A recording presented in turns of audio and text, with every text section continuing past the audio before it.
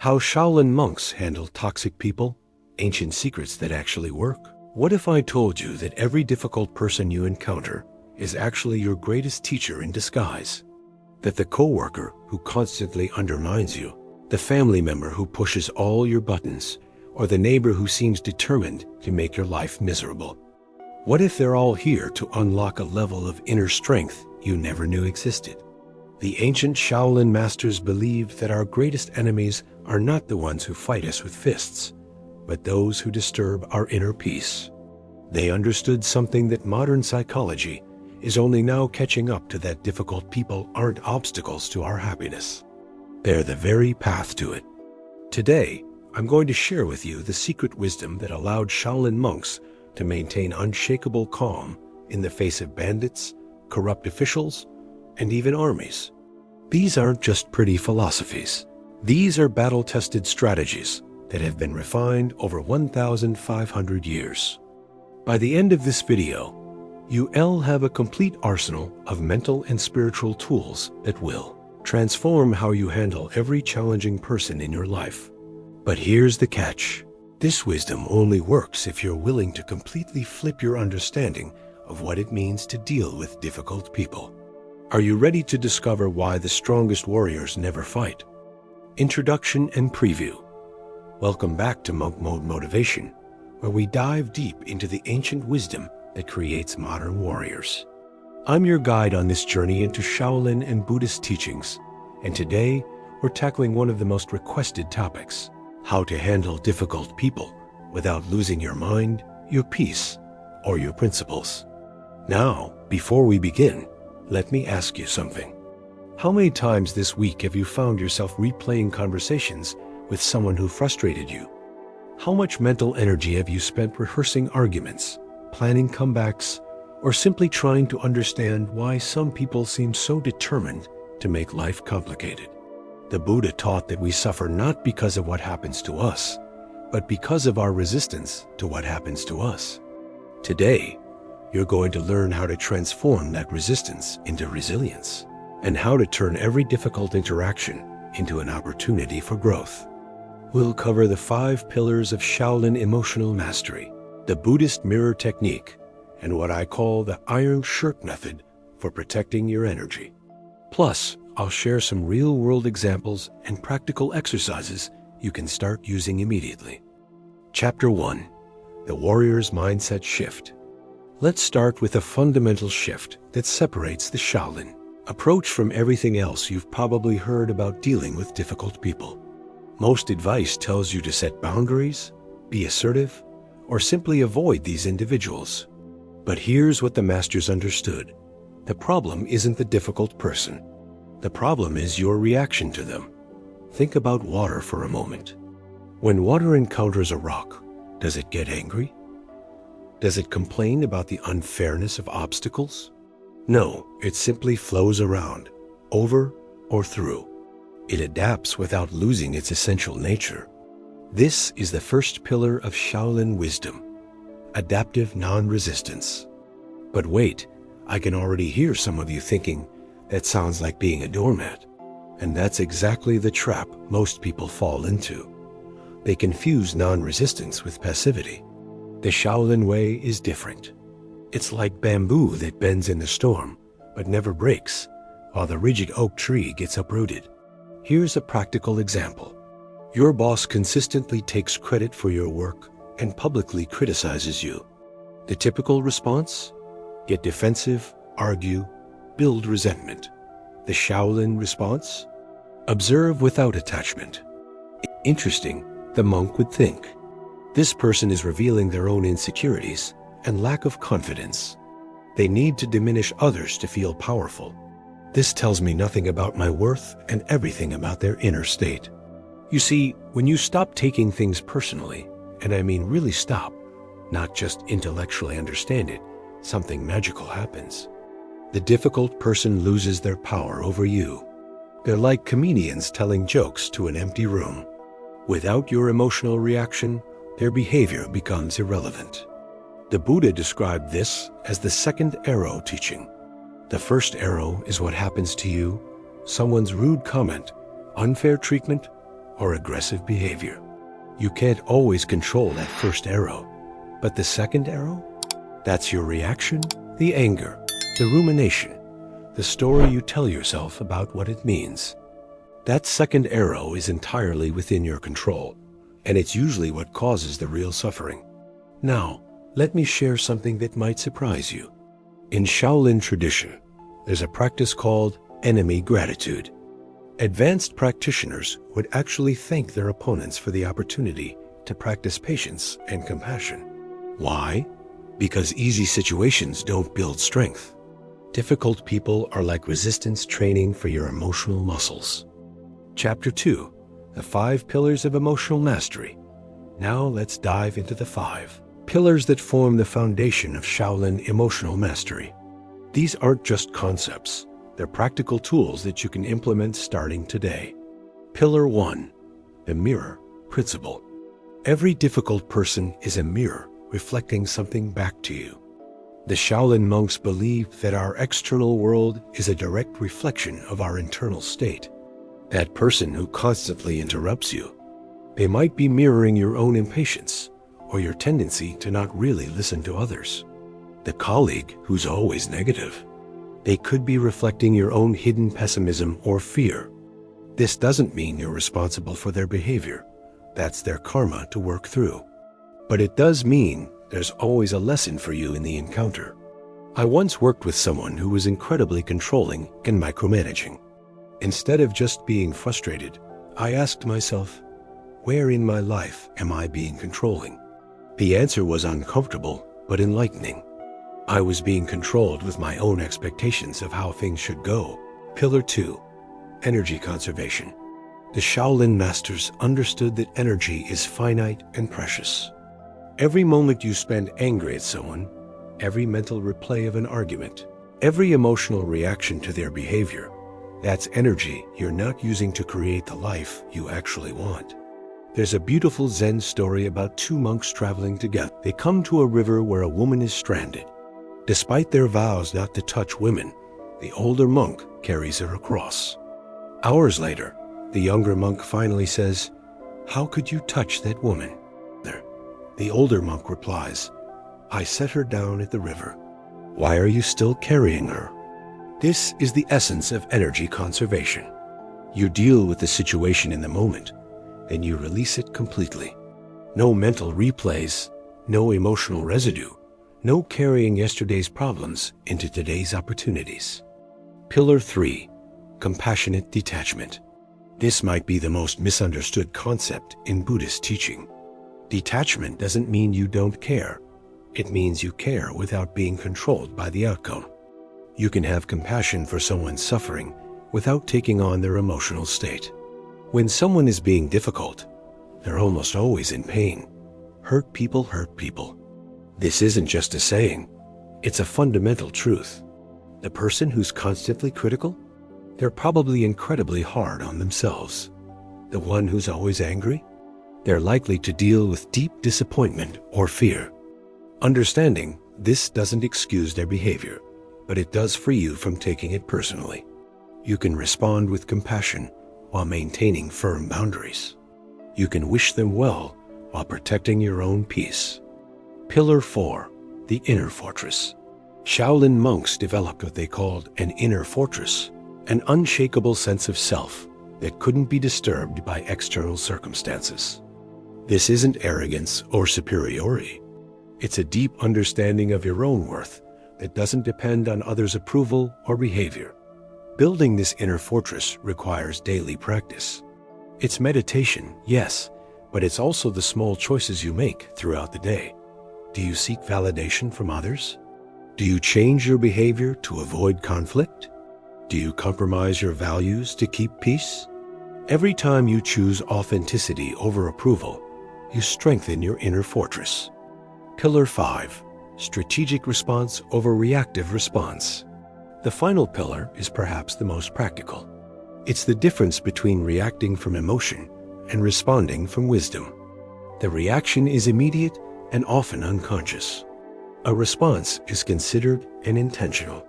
The Shaolin developed a technique called the sacred pause, A moment of stillness between trigger and response where you can choose your action rather than being driven by impulse. It might be 3 deep breaths, a silent count to 10, or asking yourself, what serves the highest good at this moment? This doesn't mean you become passive or allow mistreatment. Sometimes the most compassionate response is a firm boundary. Sometimes it's walking away. Sometimes it's addressing the behavior directly. But whatever you choose from a place of centered power rather than reactive emotion. Chapter 3. The Buddhist Mirror Technique. Now let's go deeper with what I call the Buddhist Mirror Technique. This is an advanced practice that can completely transform your relationship with difficult people, but it requires absolute honesty with yourself. The Buddha taught that all suffering comes from attachment and aversion. We cling to what we want and push away what we don't want. Difficult people trigger our aversions. But what if I told you that your aversion is actually pointing you toward your greatest opportunity for growth? Here's how the technique works. When someone triggers you, instead of focusing on what they're doing wrong, you ask 3 questions. Question 1. What quality in this person am I resisting? And where do I express the same quality in my own life? Maybe you're dealing with someone who's incredibly selfish. Before you judge them, honestly examine where you might be selfish in your own life. Maybe it's not in the same way. Maybe you're selfish with your time, or with your emotional availability, or with your willingness to really listen to others. Question 2. What is this person's behavior teaching me about my own unconscious patterns? That micromanaging boss might be showing you how you try to control outcomes in your own life.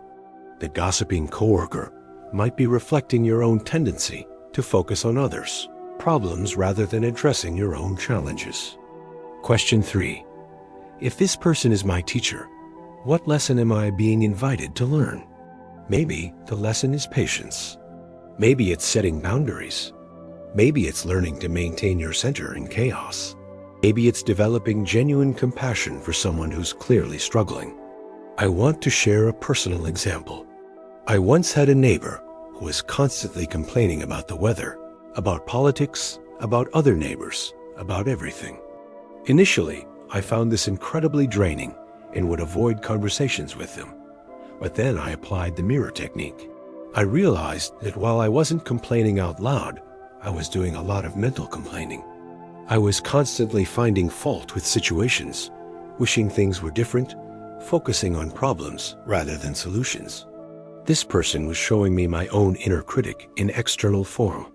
Once I saw this, something shifted. Instead of being irritated by their complaining, I felt genuine compassion. I could see how exhausting it must be to live in that mindset. And more importantly, I started working on my own tendency toward mental criticism. The external situation didn't change immediately, but my internal experience transformed completely. The mirror technique isn't about blame or taking responsibility for others' actions. It's about using every interaction as an opportunity for self-awareness and growth. When you approach difficult people this way, they stop being obstacles and become some of your most valuable teachers. Chapter 4. The Iron Shirt Method, Energy Protection. Now I want to share with you one of the most powerful techniques from Shaolin tradition, what I call the Iron Shirt Method for energy protection. This isn't about building walls or shutting people out.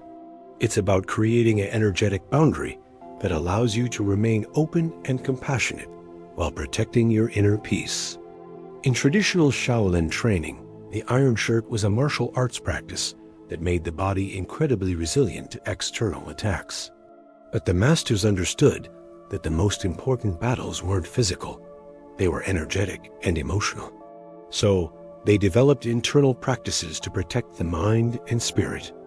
The first component is what they call rooting. Just like a tree draws stability from deep roots, you need to establish your energetic roots before any difficult interaction.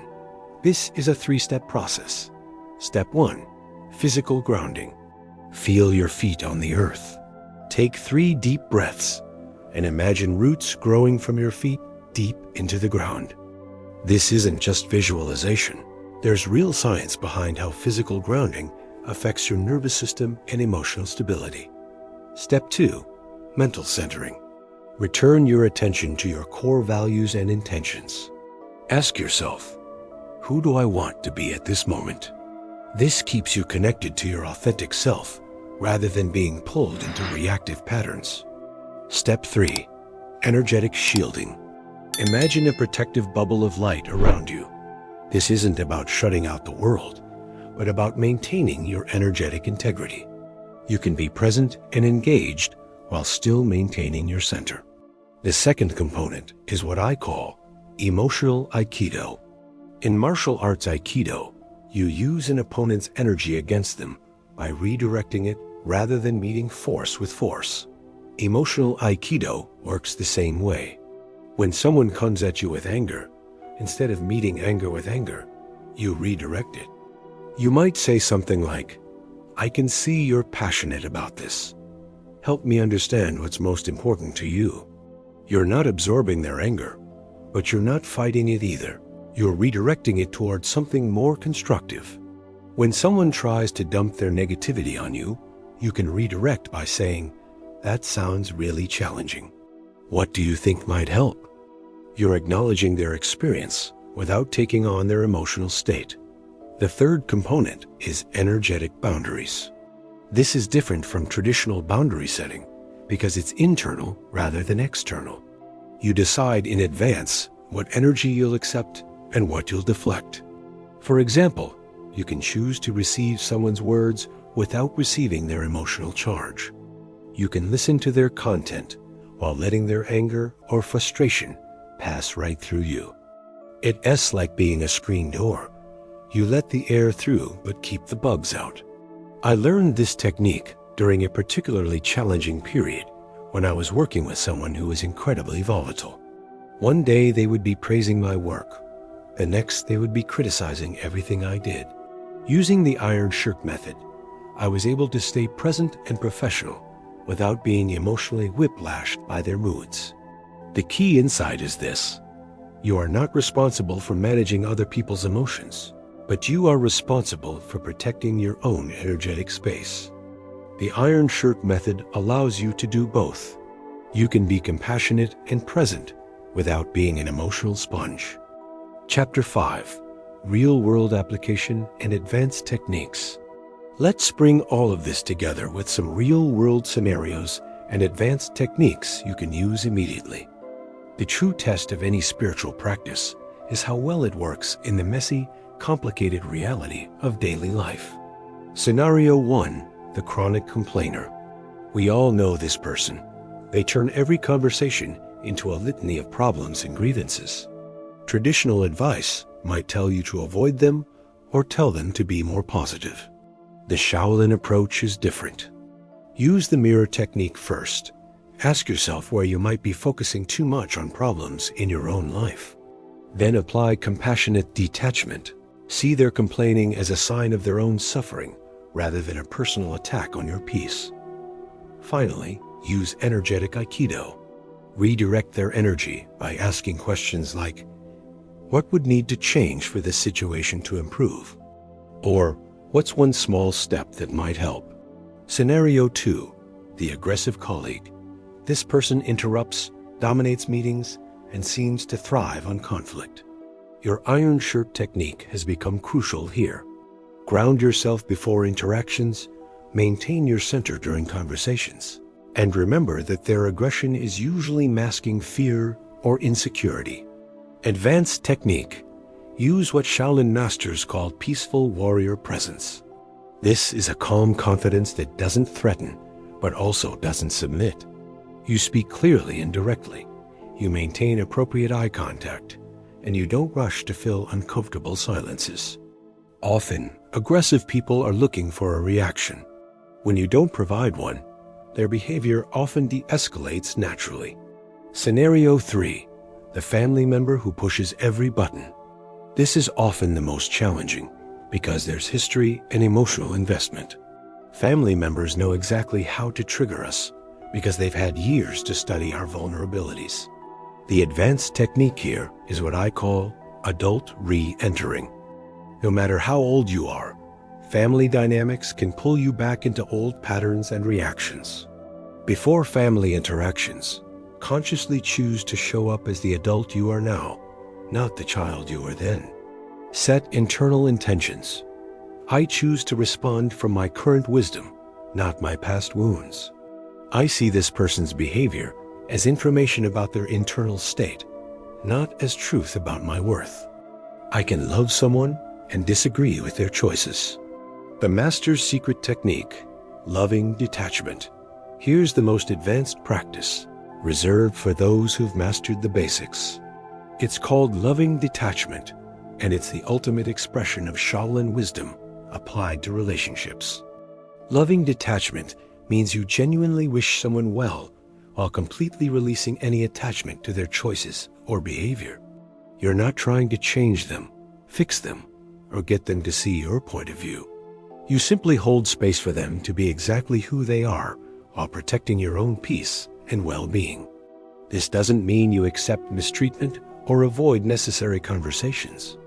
It means you approach these interactions from a place of inner freedom rather than emotional neediness. You can set boundaries without anger, disagree without animosity, and even end relationships without bitterness. Conclusion. As we come to the end of our journey together today, I want you to remember this. The path of the spiritual warrior isn't about avoiding difficult people or challenging situations. It's about developing such inner strength and clarity that you can walk through any storm without losing your center. The Shaolin masters and Buddhist teachers understood something profound. Our greatest growth doesn't come from comfortable circumstances. It comes from learning to maintain peace, compassion, and wisdom in the midst of chaos. Every difficult person you encounter is an opportunity to practice these skills and become more of who you're meant to be. Your homework for this week is simple but profound. Choose one difficult person in your life and apply just one of the techniques we've covered. Maybe it's the mirror technique with a challenging coworker, or the iron shirt method with a family member who drains your energy. Practice consistently for 7 days and notice what shifts. Remember, this isn't about changing them. It's about freeing yourself. When you no longer need others to behave differently for you to be at peace, you've achieved true spiritual freedom. If this video has resonated with you, I'd love for you to share it with someone who might benefit from these ancient wisdom teachings. And don't forget to subscribe, like, and hit that notification bell as we dive deep into transformative content every single week here at Monk Mode Motivation. Remember, the strongest people are not those who show strength in front of us, but those who win battles we know nothing about. Your inner work is your greatest contribution to the world. Walk in wisdom, practice with patience, and trust the path. Until next time, walk in peace.